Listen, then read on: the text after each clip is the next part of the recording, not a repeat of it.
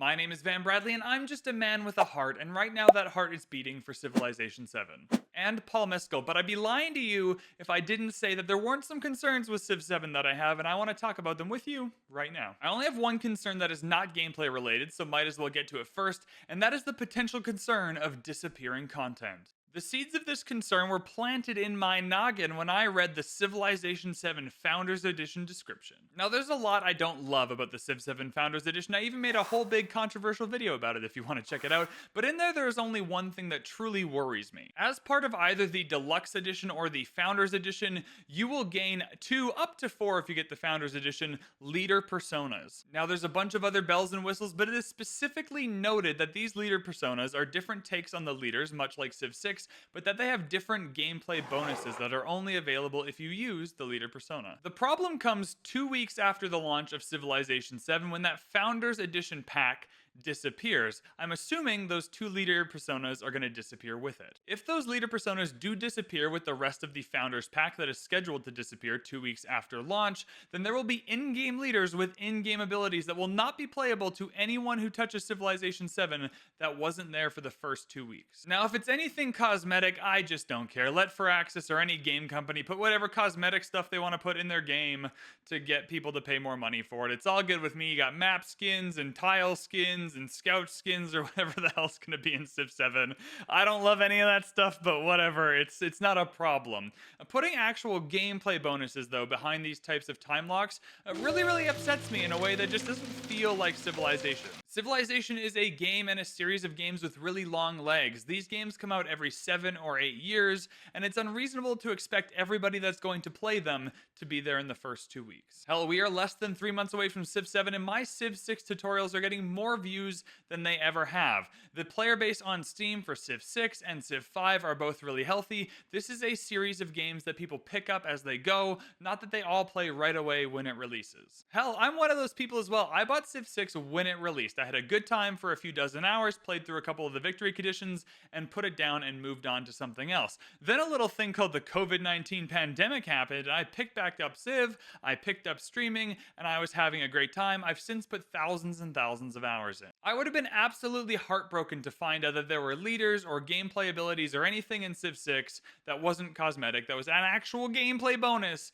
that I couldn't play because I wasn't there at a specific period of time. I would have gone on YouTube, watched a Potato McWhiskey video, enjoyed it, oh, I want to play the leader that he's playing, and then gone into my game, gone into the Steam shop with my wallet in hand, ready to buy the DLC, only to find out that that pack of 2 personas isn't there for me. Now, this might be a problem that never sees the light of day, but I don't know how else to interpret the 2 personas in this Founders pack. And while these 2 personas aren't necessarily a large issue, I still think it sucks, but whatever. I worry that this opens the door for disappearing content in Civ down the line. This is a dumb example, but what happens in the years there's a Summer Olympics, the devs at Firaxis are really excited, and they make a stadium wonder around one of the Olympic stadiums, and the wonder gets put into the game. That's a real buildable world wonder in Civilization 7, and then boom, the Olympics end, the wonder goes off the thing, and then when you join Civ 3 weeks later, you're picking it up for the first time, you watch a VanBradley video, he's using the wonder, it's really exciting, you go to buy it, the DLC pack that it comes in, and it's not there for you. That whole situation just feels bad, and I hope it doesn't happen. Maybe I'm misinterpreting things, maybe I'm stressing out for no reason, but I feel like these 2 leader personas are kind of opening a door into a can of worms or a Pandora's box that doesn't really enthuse me as a consumer of Civilization. Enough about what's not inside the game, though. Let's dive into Civilization 7 and talk about what's inside the game that worries me. Now, I'll admit there's not a lot inside the game that has worried me so far. I've thoroughly loved all of the gameplay developer live streams we've got. However, there are a few things that don't really excite me that I'm like, I'm not really sure about that. And the first thing is the era transition from the Antiquity Age to the Exploration Age. The more I think about this age transition from a civic point of view, from a tech point of view, from a victory point of view, from a leader transition, civ transition point of view, the more I get excited for it. The more I think about it from a map point of view, the more I get underwhelmed and a little bit worried. The way Civ 7 is set up is in the Antiquity Age, you and all of the people you are playing against are going to be on one continent. You are stuck on that continent with no way of escape for the Antiquity Age. This is obviously a big departure from Civilization 6, where there's multiple continents going with multiple civs playing, and at any point you want to, you can choose to prioritize the tech to go around the world, or you can just start as Coupe and just be in the middle of the ocean and explore wherever the hell you want. Now, starting everyone on one continent is not the problem, it's moving everybody to the other continents that is the problem. From the gameplay reveal, it seemed like moving from your homeland to the distant lands was going to be a critical gameplay element for most civs. Most civs are going to need to move to the new distant lands to win a game of civilization or to improve their chances. This means at the same time in every game, all of the civs are going to tech into and leave and go for the island. The reason why this worries me is from a balance perspective. What if you're a civ that's really good at doing that, right? So you can get your boats more quickly, you can travel deep ocean more quickly, you can get more movement, you can settle cities more quickly, whatever it is. And you get on your boats and you yeet yourself off your continent and go to the distant land. Once you're there, you got there first, you got the best settling spots, you got the best resources, whatever it is. You set up your navy to blockade the AI from coming over there. I just don't know in the game what is stopping the first player from getting to the good spots on the distant lands, from just monopolizing most of the good stuff and not leaving room for the other players. The reason why this is a worry and not a problem is maybe this is balanced. Maybe they figured it out, maybe it feels great, but I haven't played Civ 7 yet, I have no idea, and it's an area of large concern. It just feels to me like they've made moving continents really, really important. They forced everyone to do it at the same time. They put everyone in like a funnel and you're being squeezed out of the tube at the same time. And I just feel like the first civ or two that can get over to that continent are going to have the best time ever, and the civs that are left behind are going to have a much more difficult time getting into the game. And there's nothing they can do about it either, because they are stuck within the Antiquity Age in that they cannot even decide, you know what, I'm not good at X, Y, and Z, but I can beat everybody over to the new continent, so I'm going to do that as my main gameplay strategy. That doesn't seem like it's going to be an option either, so just an area of balance that worries me. Secondary to that, the more and more I think about the map system, the more and more I just feel so underwhelmed by it.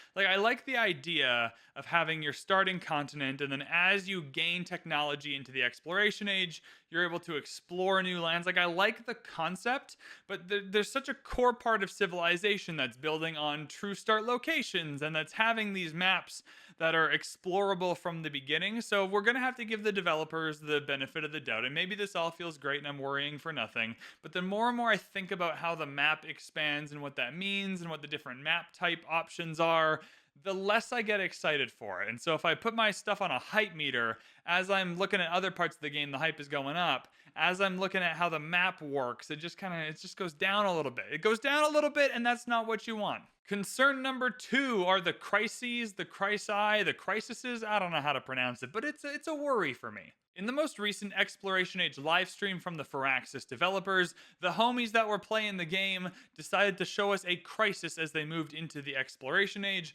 and this crisis was one of barbarians kind of spawning and taking over your empire. Lots of barbs, we're gonna attack you. Now, there's no issue with barbarians being a crisis, it just kind of seemed underwhelming. I get that the crises are meant to be like the fall of an empire before the rise of a new one. You're birthing into the new age like a phoenix, maybe. I don't know.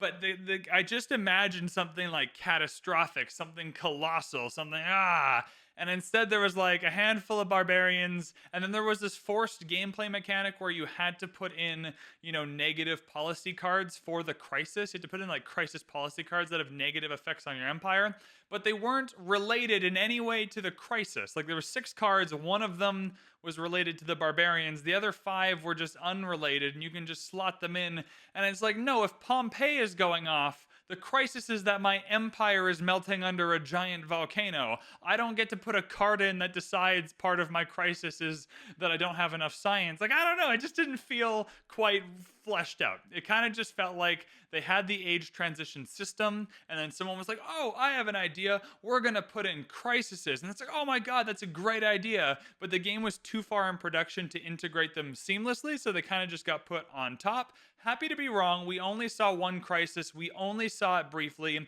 we only got one look at one set of policy cards. So sample size is small, the crises might blow me away once we get Civ 7, but right now, from the crisis I saw, again, if we're looking at the little hype meter, it's going down a little bit. I was excited for crises, and now the crisi have me falling down.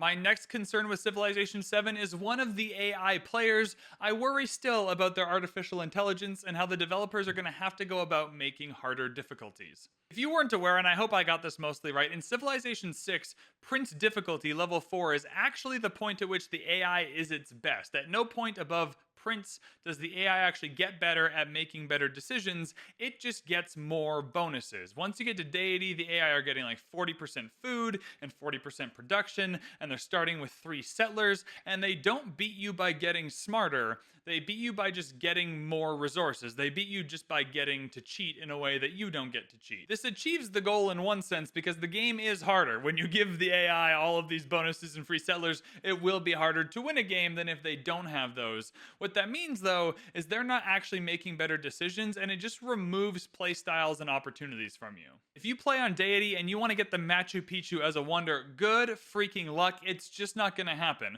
The situation is not that you have a civ then you want the Machu Picchu, so you're going to rush for it, and they have a civ, and they're really smart because you up the difficulty, so they're really smart in the noggin, and they want to rush the Machu Picchu, so you're in a fair race to the Machu Picchu. No. What happens is, you start and want the Machu Picchu, they start and want the Machu Picchu, and it doesn't matter how bad you want it, or how good you are at civ, or anything like that, there's just no way to beat the AI there, because they have all these bonuses. This is like playing chess. If you went to chess.com, and you play chess, and you selected the difficulty up, right? Instead of just being better at moving the chess pieces, they actually just got more knights and bishops to play with while you had to keep your pawns. Now, that's not completely fair because chess is a far less complicated game than Civilization when it comes to programming AI, and so I don't want to make the comparison that there's no way to do the Civ version without bonuses. However, the way it works in Civ 6 just really underwhelms me once you get to Deity level. You just know the handful of strategies that are going to work with you. At some point in the game, you're just going to outsmart the AI anyway, making all of the bonuses they got kind of irrelevant, all while taking away all the fun early game strategies you would have loved to try and use anyway. And so the way the AI in Civ 6 works just doesn't really do it for me. It doesn't tickle my fancy. And so I'm worried in Civ 7 we're going to have a very similar system where, up into about the default difficulty, the AI is going to be at its best, and then they're going to get more and more bonuses. Now, we haven't heard anything about this. This is not something the developers have said is going to happen. We just haven't seen them answer any questions about the AI or really speak about the AI in any meaningful way other than saying they've made progress on the AI. I don't know what that means. I don't know how to develop a game, so I don't know what progress on the AI means, but it's just a concern that I have because the AI really underwhelms me in Civ 6, and so I'm really hoping, I'm begging, pleading that they've made some progress on the Deity AI in Civilization 7. My final concern is almost certainly going to be fixed in time with DLC, but at launch, it's still a little bit of a concern, and I wanted to voice it. This isn't just a concern I had, it's someone else on Reddit did the math as well, and we kind of had the same thought, and so I want to talk about it here because I've never talked about it yet.